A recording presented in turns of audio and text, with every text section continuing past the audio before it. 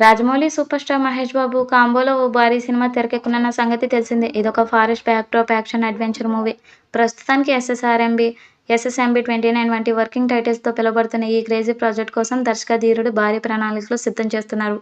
దీన్ని ఇండియన్ సినిమాగా కాకుండా ఒక ఇంటర్నేషనల్ మూవీగా చేయాలనే ఆలోచన చేస్తున్నారు.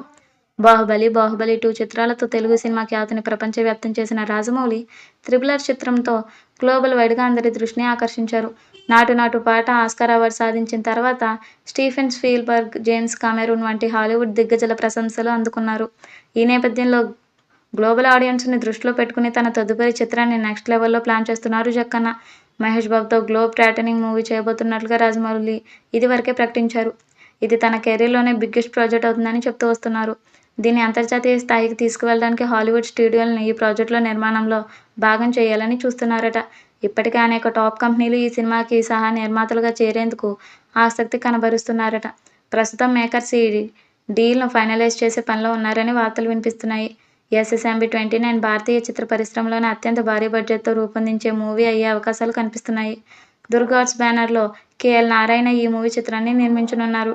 ఇందులో ప్రముఖ హాలీవుడ్ ప్రొడక్షన్ హౌస్‌లు కూడా భాగం కాబోతున్నాయి. డీల్ సెట్ అయిన తర్వాత అన్ని వివరాలు వెల్లడవుతాయి. అన్నీ అనుకున్నట్లు జరిగితే జూన్‌లో ఈ సినిమా షూటింగ్ ప్రారంభమవుతుందని సినీ వర్గాలు చెప్పుకుంటున్నాయి.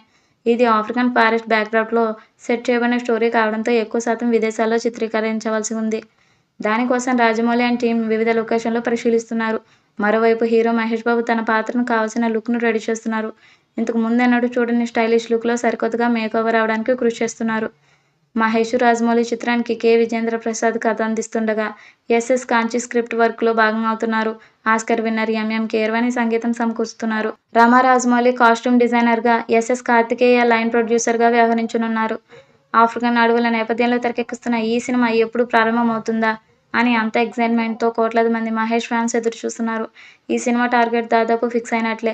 ఈ సినిమాతో దంగల్ రికార్డులు బద్దలు కొట్టి నంబర్ 1 ఇండియన్ సినిమాగా నిలబెట్టాలని రాజమౌళి గట్టిగా ఫిక్స్ అయ్యాడు.